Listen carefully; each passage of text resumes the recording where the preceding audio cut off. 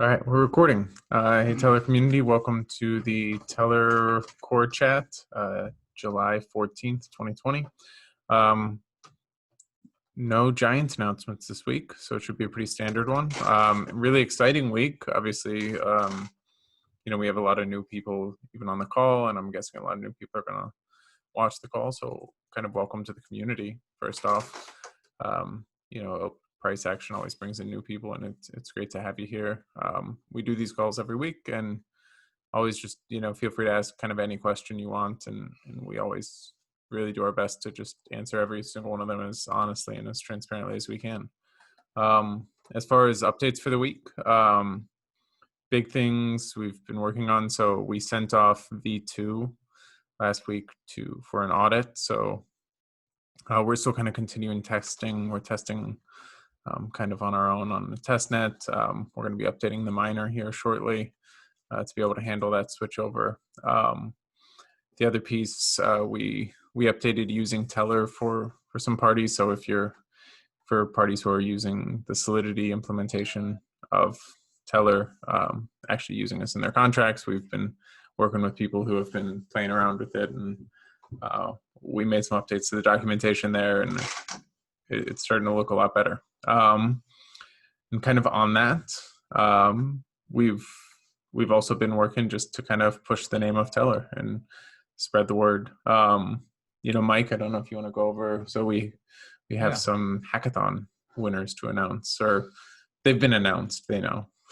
Right. So over the weekend, the winners of the Chainrunner Hackathon were announced, and I thought it'd be a good chance to give them a shout out on our community call.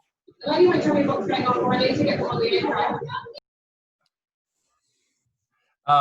right, so we had 3 winners. The big winner of the largest bounty we had was a project called Newton, which was a decentralized options platform that used Tellor to settle the options contracts. It was really cool. He had a really impressive front end for a hack. Was a young kid, but put out a really great product, and we're excited to support him pushing that to mainnet if he so chooses, and he's interested in sort of going forward with it, especially with our support. So really excited about him. And the project's called Newton. Our next winner was a project called InstCrypt. And that was a automated Uniswap trading platform that used Tellor to help you prevent slippage. So we would check the Uniswap price for the asset and then compare it to the Tellor price for that asset, capture some slippage numbers, and then if it was over a certain range, it wouldn't let you bet, or it wouldn't let you place the trade. Kind of a neat use of Tellor in that regard. And then the last was WagerBet, which was a really, in a good way, very simple betting platform, a way to trustlessly bet on the price of crypto, and used it settled to the Tellor Oracle price. So really cool project, WagerBet. All 3 of the projects have expressed interest in further developing them, and we're going to support them. So overall, it was really successful for our first hackathon, and so we're really proud of them, and we're proud of what they built. And so, well, now we're working on the Unitize hackathon. So there's another hackathon going on in coordination with Gitcoin. So if you guys are interested in hacking on that one, definitely, you guys can go do that. Gitcoin just tweeted out the bounties for that on their Gitcoin Twitter. And we've already had a couple people reach out and submit. The way those work is you have to submit that you're beginning to work on it. And we've gotten a few notifications that people are beginning to build on it. So that's exciting that we're going to have a few more bites on our bounties there.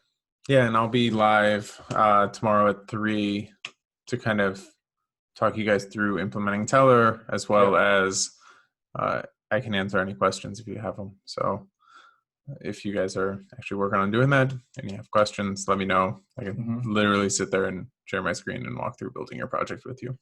So should be a good time.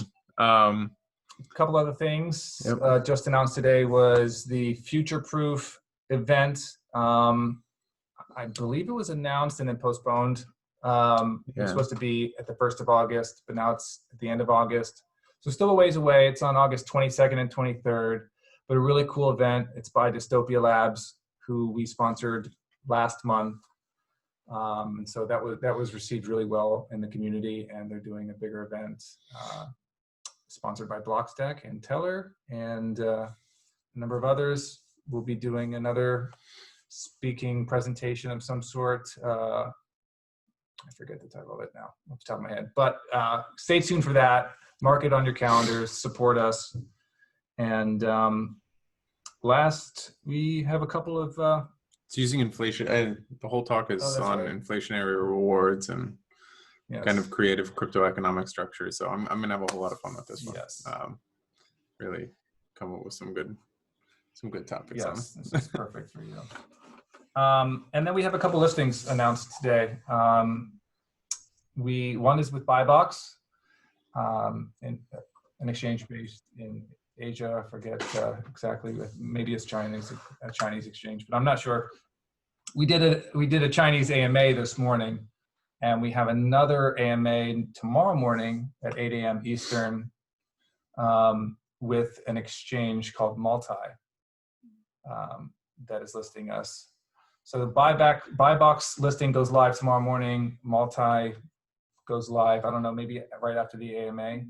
But either way, 2 new exchanges for the Asian community. And that's always good news. Yeah. So if you guys want to check out those AMAs, you can. Obviously, you probably don't need to, since this is like an AMA. Yeah. We do them like every week, but for some reason, the exchanges like doing their own AMAs as well. By now, you guys should all be able to do those AMAs for us. Yeah, we should just start taking volunteers. Yeah. But they're really good, and if usually these exchanges, as you guys know, we're very anti-listing fee, and kind of paying exchanges to list us or doing any sort of these market makers or things like that, the traditional exchange gamuts. But if they ask us nicely for an AMA, we can give them an hour of our time. So that's good.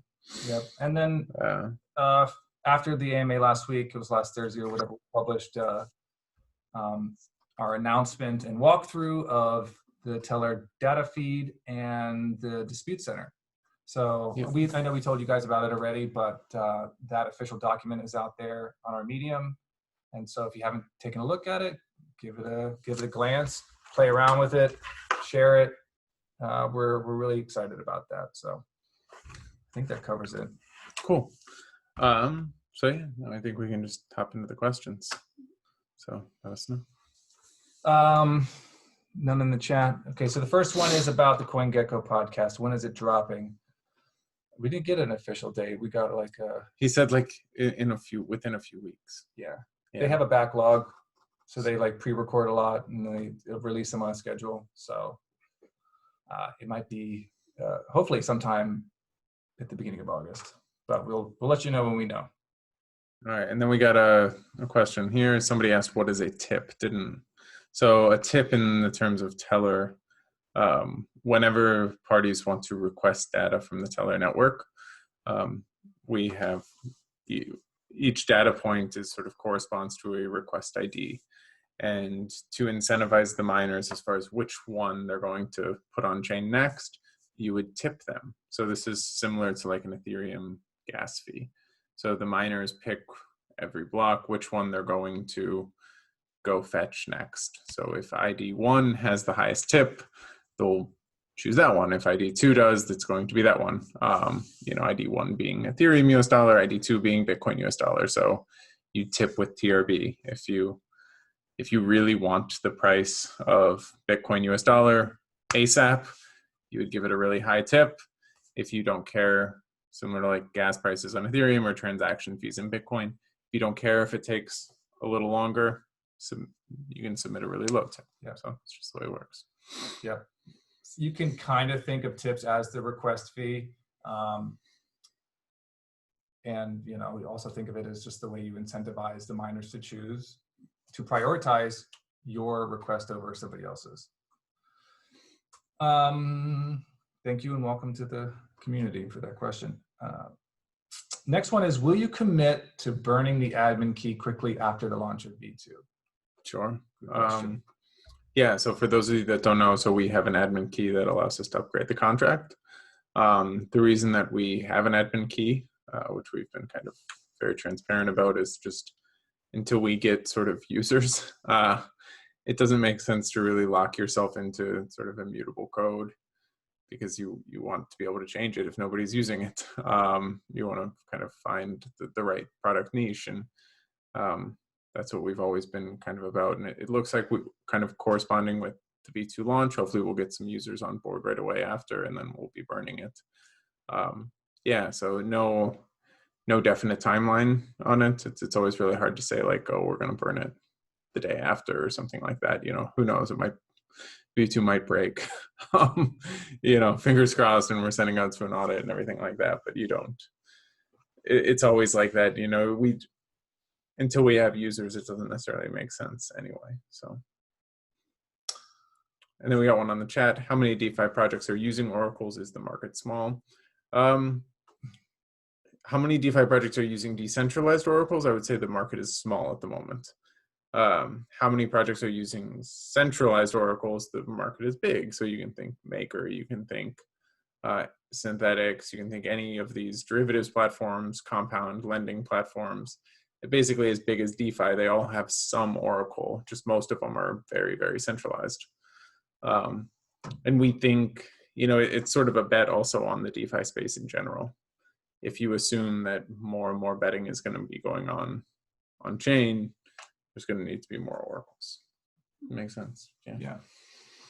Yeah. So, what Tellor events are coming up? I think we covered one that's current, one that's coming down the pike. Other than that, I don't think we're ready to announce any. I know that I've been chatting with ETH Global about some of their upcoming events that will be a great fit for Tellor. And so hopefully, you know, I think that those should work out for us, but there's no dates on those yet. Sometime early fall, and then one later in the fall. So, cool. Yep. I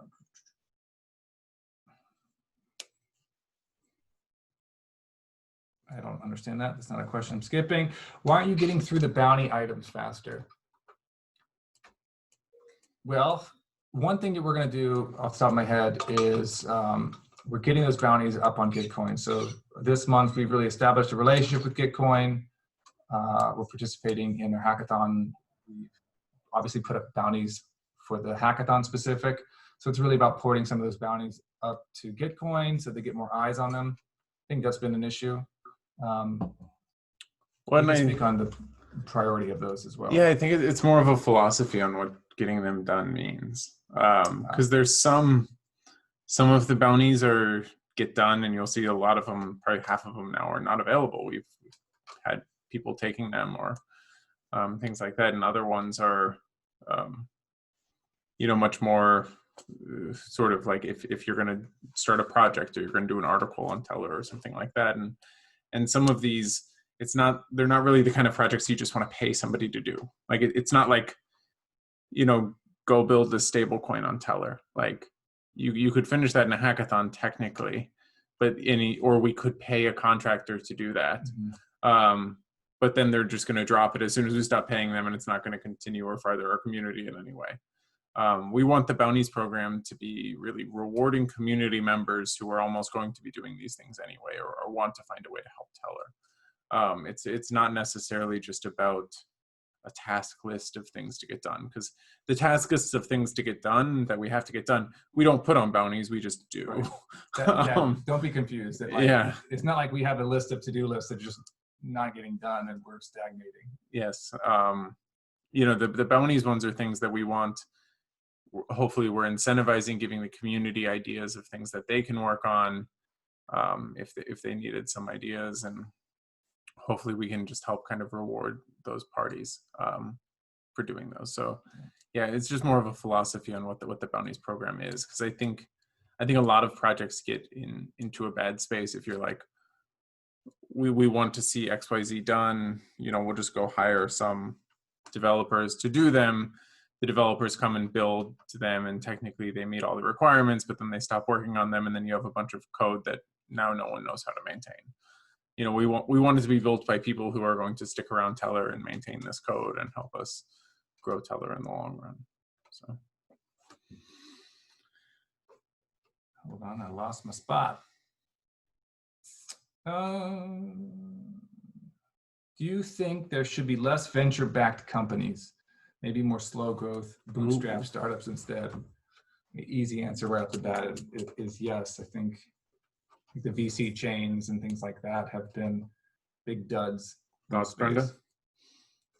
You've been quiet. Depends. I mean, when we took an investment, that's true. It helps, you know, at the beginning, yeah, if you're going to be full-time, you're going to need some sort of, at least small initial investment. So I don't think it's so bad, so long as, you know, eventually they are held accountable, or like, you know, once you run out of money, if you have no product, you have no product. You're going to go away.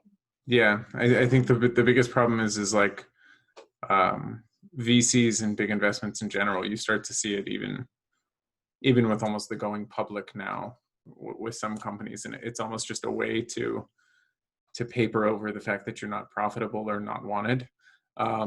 So, you know, like you'll see, like this is like my idea for a DeFi startup. What you could do is you could raise a whole bunch of money from VCs. You could have a lending platform where you're using that money to subsidize the lending platform. You get a whole bunch of users in like no time, and then you create a governance token which you sell and cash out. You know, and it's like, it's the same, like you saw it with like Uber or Airbnb or what was the WeWork place, where you have, you know, you spend $4 for every $1 in revenue you have. You know, it's all just funded by VCs, but you're expecting that by just showing this revenue number growing, that then you'll be able to go public and cash out at a really high valuation. And then, you know, like that's the downside of VCs, where you're almost, the fact that you can raise these really large amounts of money doesn't, you know, it leads you to make perverse incentives, not create profitable companies. You know, usually whenever it comes to creating a company, I wish more people would take a small amount of, like Tellor took a very reasonable amount of money. You know, it didn't really incentivize us. We can't live off of this for a long run. We can't, you know, undercut competition with it. So it's just take a reasonable amount of money and grow your company, and there's nothing wrong with that. And I wish more VCs were like that, looking for those honest things. But I think there's, we can have a long rant on VCs. Yeah. Should community ownership be the end goal of every crypto startup?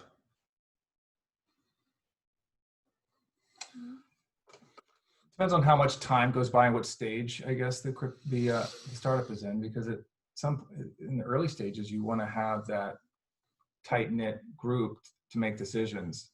If you have a community decision-making too premature, it can be a downside. It can be a hindrance.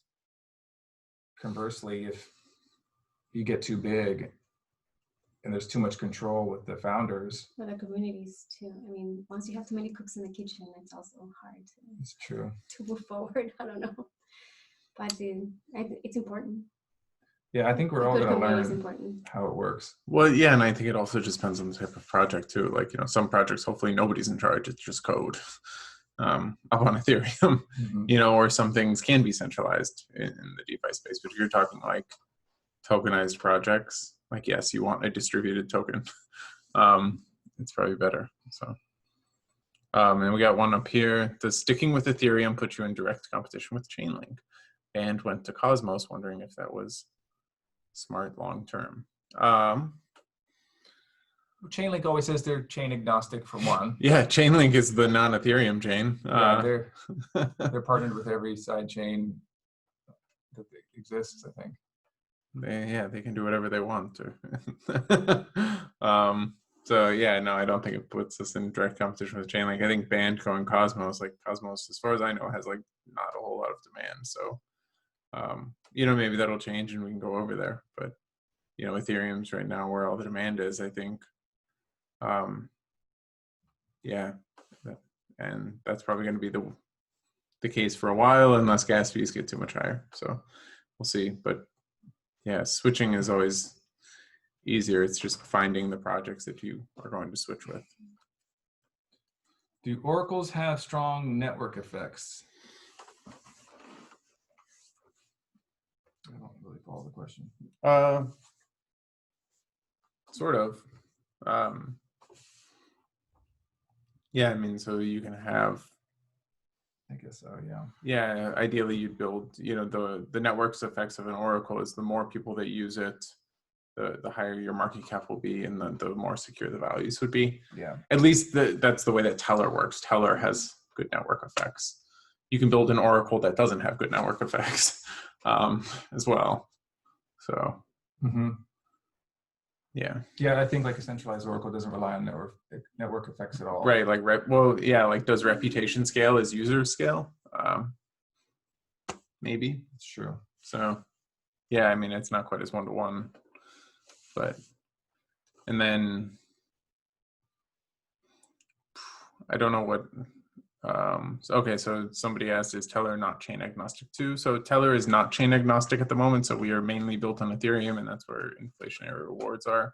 We have indicated, so we have an alternate chain system that we can go on other chains.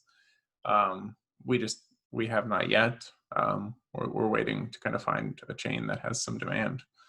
And then somebody else asked previously, I say that you're excited for the BSC Finance Train. And I was wondering if you guys could hint as to any plans. Right now we're focused on V2, to be honest. I think we did start looking at the ACS a lot right before we jumped fully on V2, and right now we're under audit. So we're just gonna focus on that for now, and until we see real demand in these chains, we're not gonna move, at least. Yeah, we want to see Binance Smart Chain get a little bit more decentralized too. Yeah. they can use some help. Tell CZ to start moving in that direction. Did you guys mine TRB either individually or as a team? Early on, I think we had a good 3-week period before. Yeah, before people couldn't anymore. Yeah, so we launched in August, and when we launched in August, it was just CPU mining, and there was nobody else. Like you couldn't get people to mine on us because nobody cared. And so we were, the first 10 miners were people we knew. Just because, and it was like telling them like, hey, do some work to do it. It was almost like we're literally paying you 1,000 tokens. Like we would like hand out the 1,000 tokens to get people to mine originally, because it was hard finding original people just to test out the miner.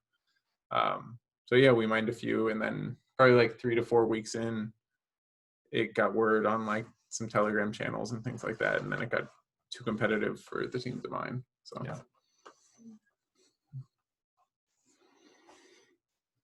What could you be doing faster? Oh.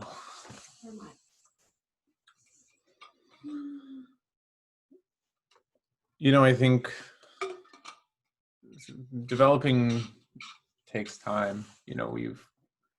It's really working on finding the right projects is always tough.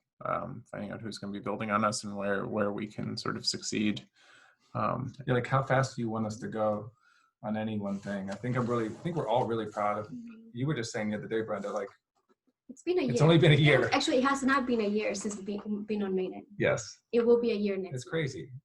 So going from that to growing our community, and then actually, basically updating our system, almost there for V2 within a year, going from pretty much nothing to mainnet to V2, I think that's pretty fast. But including our price growth better. And everything else, the community growth. I mean, it's been really steady. Even brand recognition, yes. For 1 year, I think it's been good. We could always do better, but it does stretch us all, like in different directions. Yeah, I mean, there's different areas of, a lot of what we do too is, we're thinking about what projects we can partner with, how we can possibly make working with different chains, working with different pieces work, and a lot of it leads to dead ends that we ultimately have to decide against doing. And, you know, so working just to really fit that stuff in there. Yeah. And, you know, we sort of, if you imagine Tellor being like an engine that has a limiter on it, and that limiter is the willingness and the awareness of DeFi and Ethereum as a space around decentralized oracles and around centralized oracles and around censorship resistance and stuff. And we've seen a lot of growth over the last 6 months in that regard, but it only started about 6 months ago, or even less, like in March, oracles became like a hot thing finally. Yeah. You know what I mean? So like we're sort of limited by that. And we've done our part, and we continue to do our part to push that agenda, push that, those talking points. And so I think you were kind of pointing out that we do have to wait for other people as well. It's not just, if we just lean into it harder, more is going to come to us. So, well, here's a good question there. If you have unlimited developer resources, how would you design the ultimate oracle? What would you do if you had unlimited developers? I'm guessing Phenom ETH developers. We wouldn't be doing an oracle. It would have been included in the blockchain to begin with. Yeah. Yeah. Well, I mean, I think there's like two answers. You know, like I really like our oracle design because I think there's something to be said about having it simple enough for people to understand. So you don't want to, you know, if the oracle design gets too complex and researchy, you know, if it gets too hard to understand it, usually it's for a bad reason. Like it's a scam. Yeah, I mean, I really like our design. I don't know if I would change the design anymore. You could do more research on making the design a little bit better. You know, we've talked about moving to a peer-to-peer miner system. I think that's one place we're going to start putting some developer resources. That's just working on making Tellor more robust, not necessarily changing our system. I think one of the biggest things with, you know, if we had ultimately more developers and more people looking to do bounties and things like that, I would love, you know, we've talked about it, just building our own systems, you know, whether it's, so like whenever you look at what are the key pieces that Tellor needs to be in, we need to be in a derivatives protocol, we need to be in a lending protocol, and we need to be in a stablecoin protocol. And we want to make those, you know, those are the big needs in the Ethereum ecosystem, the big sort of like base level DeFi protocols. And we want to be kind of underpinning the successful ones, the ones that are truly decentralized. And even if we have to like build them ourselves, we will. And, you know, so like if we had more developer teams reaching out to us for bounties and things like that, I would tell them like, work on this and let's build it the right way. Okay. And on that, somebody said, are you going to enlarge the team or are you staying 3? We'll probably enlarge the team at some point. Got to find the right people. Could Chainlink acquire Tellor, and would you be interested in that? Might be a good move for both parties. They get decentralization, you get users. We can see on Etherskin that they have the war chest to do it. I don't know. Could they? I don't know what that. I don't know. I've actually thought about like what the details there. Yeah, like what a token on token merger looks like or something like that. So, you know, well. Yeah, I had no idea. I mean, technically they probably could. So yeah, I don't know what those kind of things look like. Have there been any? Maybe somebody can do a follow up with this. Have there been any projects that have been tokens that have been bought by other tokens? Because usually, I mean, not giving Chainlink any ideas, but like we're pretty open source and you could kind of just copy us, you know, it wouldn't be, yeah. So I don't know why you would ever buy us, but maybe if they really liked us as people. Yeah. We're just irreplaceable. So they want to. And I think that they really believe in their sort of vision for the way things should be, which is, you know, very different from our philosophy. And so sure. They might not be interested, and vice versa. You know, if we bought Chainlink, we would just turn it off. No, I mean, or we would use that as a backup. No, I mean, there's like, you could like potentially have a successful business running Chainlink for like enterprises. Sure. But then, okay. You know, like that's a business. You could argue like, what the hell's the point? Like, do you believe that enterprises should be on a blockchain? That's a different discussion. We can run a successful business as an oracle for enterprises, or maybe, you know, it's similar to like, you know, like an IHS market or somebody providing like settlement prices for like traditional swaps data or futures data. Like, could be a business, and you could potentially compete there. So, what company do you most admire?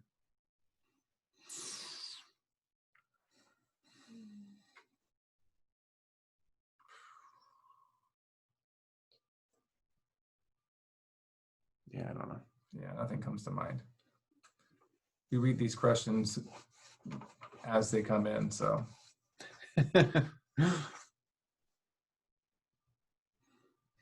How is high gas prices affecting Tellor? Are you planning on a solution, or will there be any?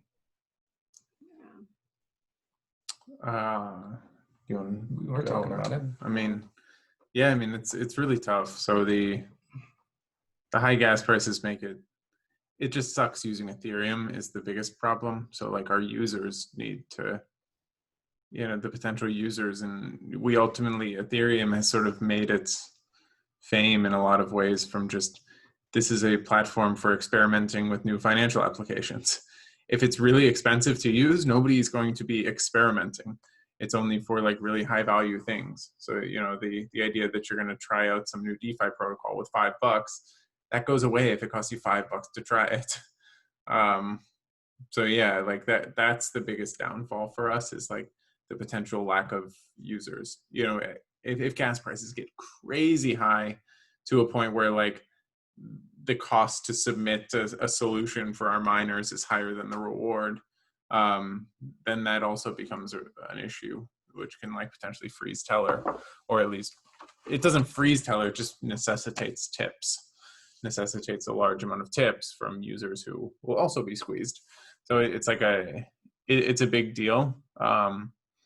You know, Vitalik said this week ETH 2.0 is still coming in 2020. So we're really excited about that. And hopefully he can sort of pull this one off. If not, RV2 helps somewhat with the gas costs. So we're excited with that. And then, you know, the ACS, we can always quickly launch on another system. And that's one of the big reasons we got it ready in the first place, is to have a system ready for users if they launch on ETH and need to move to a different chain. Cool. Could you make the hackathon bounty prizes even bigger? Yeah, we definitely could. But reach out to us. Like, what do you want them to be, and why do you want them? Yeah. Yeah. What are you building? Yeah. You know, some of the bounties are just sort of a starting point, and they turn into maybe something like more of a grant afterwards. Like, okay, you built a hack of a project. It's a great idea. It's a great set of bones for a project. And if you really want to continue, then we'll support it, you know, with a little bit of more financial incentive. We've been talking with the other hacks that we mentioned earlier about that kind of thing. Like, do you want to continue this project? What do you need? Yeah, you don't want to just have a giant hackathon bounty, because then you get, even if you have like, you can make a successful claim like, oh, we had 500 people go after this bounty that's $1 million. Well, like, fine, but what did you learn from it as a project? You know, we want to, did we improve our documentation from it? Did we learn something new? Are there projects going on from here that are going to actually build on Tellor? That's you know, those are the things that we want from these hackathons, and that's how we sort of measure success.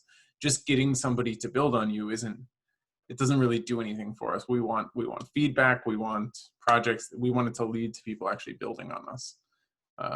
So that's how we, you know, you need to make sure that there's a cost benefit there. Never putting the bounties on. Yeah. And somebody said, have you looked at Elasto, this sidechain? I don't know if we've talked to Elastos. We have. Have we? Yes, we have. We've talked to like all of them. Yes. So we've looked at a lot of them. So keeping a lot of them in mind. What's your favorite sport? Olympic badminton and Olympic ping pong. Is it really? I really get up for those every 4 years. Literally, I have to wake up in the middle of the night to watch them. Never mind. Brenda? I like soccer. I really like soccer. And American football. Yep, American football program. Yeah, that's definitely yours, I think. Or are these more fishing questions? Could be a fishing Some of these questions are very suspicious. Some of them we have to chop off because people are fishing. It's like first pet's name and street you grew up on. It's like, no. Yeah, we're on to you guys. So. Yes. What's your favorite productivity app? I don't know, but my phone is definitely any productivity I app. live off of my phone. Gmail. Yeah, seriously. Pass. Telegram. Yeah. We're never off Telegram. True. That's true. I don't know that Telegram you have to be on. Telegram's an anti-productivity app. I like Discord. If we're going in that, Discord's a better. I think Discord's a great app, and I hope the space moves even more towards Discord eventually. More than 1 million USD in the multi-sig now. Nice milestone. Time to get aggressive with the spending. Yes. Yeah, well, I mean, we definitely are increasing our budget, our spending budget towards things like these hackathons and these events and sponsorships and hiring and. But just so you guys know, you cannot base, like, unless we're literally willing to sell it all out. Usually you don't budget long-term expenses on week-long price increases. You know, like we loved the fact that it went up this much, but at the same point, like if it goes down to $6 next week, it's like the team we're not going to be, you know, crushed or financially. Like you will be if you go and hire 50 people, but you have to fire 50 people next week. Yeah, you want to make, you know, we sort of use several month rolling averages for kind of financial decisions. So all right, 4 more. Will synthetics be shut down, Mr. Regulator? I honestly think eventually. You know, synthetics is really easy as far as it is for US customers, it's an illegal derivatives offering. And I would find it hard to believe that regulators would see that differently. So yeah, like I think it's going to be interesting, but at the same point, it's going to be interesting to see when the regulators go after them, because as of now, sort of the US regulators, you know, I used to work at the CFTC, and there's been kind of this de minimis, I like to call it, meaning the regulators don't go after little projects. It's just, you know, they can go find Deutsche Bank or Goldman Sachs any day of the week for $1 billion. Like finding your project for a few $1 million of profit that you guys made just doesn't really interest them. Crypto still is such a minuscule amount of what they deal with. So they don't really care. I don't know if synthetics is big enough yet for them to care. You know, like Augur, for instance, is a prediction market that US customers can access. Prediction markets are in the law illegal in the US. But they haven't really shut them down yet. Same with Gnosis. Like it's just, you know, I know Gnosis sort of tries to prevent US customers, and they've been more cautious on the regulatory side than Augur has. But, you know, the regulators kind of just don't care because there's no volume there. And when the regulators do care, we'll see. Yeah. Will you have to pay Binance for the listing, or will it be free? Oh, we're not going to pay Binance for the listing. So, yeah, we have a pretty strong viewpoint on paying for listings. Yeah, we won't even pay small listing fees, let alone a giant one. But I don't know if they said like $5, like out of principle, just to try and get us to pay it. I don't know. It would be like a tough decision to see if we'd break. But maybe Binance is very aware of where we are. Yeah. With those things. So 1,000 TRB staking is starting to become an issue now. What's the plan? Hillary from Finland. Our friend Hillary. Yes. So we're increasing the amount the miners need to stake. It's going to be We're making it work if you want to be a big part of our network. But I think, you know, part of the one of the biggest issues as far as who's actually validating the data and who's voting on these is we want people who own a lot of TRB. We want people who are on our Discord and Telegram every day. We want you to be a part of our community, and we want you to be vocal, and we want, you know, you can be anonymous, but we want you to we want it to be a close-knit group of people. Having, you know, just one of the biggest problems I see with staking is going to be you have basically people just delegate their coins. So you go to some stake service and you're going to have these giant staking pools running. There's going to be like 5 of them in Coinbase that run all of the staking. And then it's basically just going to be mining pools all over again. You know, Tellor, like I want as many, whether it's a mining pool or a service or something like that, I want you to be really involved, and having to stake is a good piece of it. You know, you're doing such an important part of it that asking you to have these stakes is good. And hopefully in the future, you know, with ACS, there's going to be opportunities for less stake. And then as the price goes up, maybe we can revisit how much the 1,000 TRB stake is for us. But yeah, it is an important part of our protocol. So. And last but not least, when will Tellor be listed on a big exchange? No comment. Buy box tomorrow. They sort of count, right? Probably not what people are hoping for. No, yeah, we don't. Not a priority. So. We will see. Yeah. All right. That does it for the questions. Anyway, thanks everyone for coming. If you have any more questions, let us know. If not, so next week we'll be doing a tech call. This tech call is going to be lighter on the tech side. So I'm going to be going over what you as a token holder can do. So I'm going to go add a tip and request some data. I'm going to walk through the dispute center, how disputes work. I'm going to talk through the voting process.